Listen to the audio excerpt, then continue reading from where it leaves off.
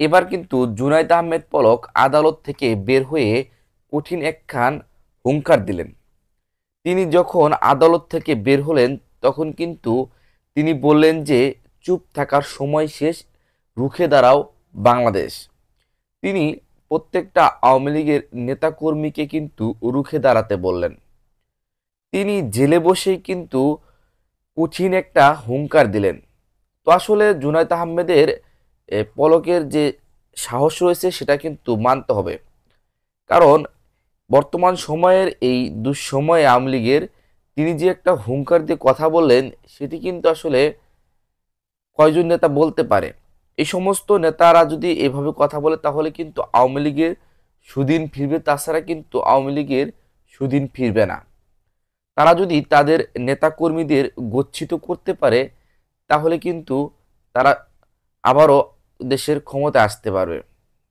কিন্তু বর্তমান সময়ের যে জনগণ রয়েছেন তারা কিন্তু চাচ্ছে না যে ফ্যাসিস্ট সরকার শেখ হাসিনা আবারও ক্ষমতায় আসুক।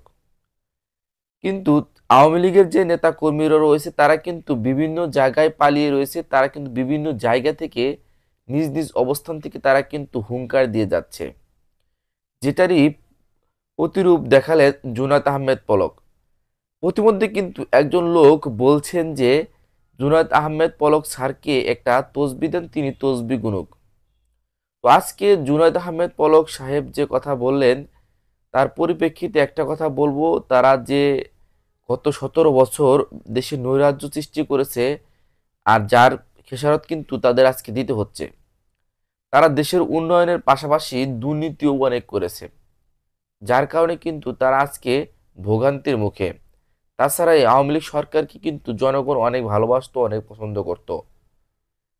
যার সুযোগ নিয়ে কিছু মন্ত্রী এমপিরা অবৈধ টাকার পাহাড় করেছে এবং দেশের কোটি কোটি টাকা আত্মসাৎ করেছে, যার ফলস্বরূপ কিন্তু আজকে শেখ হাসিনাকে বাংলাদেশকে বিতাড়িত করা হয়েছে।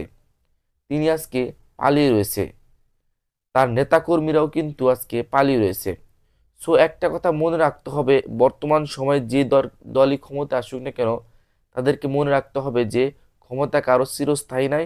সো দুর্নীতি বাদ দিয়ে দেশের উন্নয়নে অগ্রসর হতে হবে, তাহলে দেশটা আরো সুন্দর হবে তথা দেশের মানুষও কিন্তু সুন্দরভাবে বাঁচতে পারবে।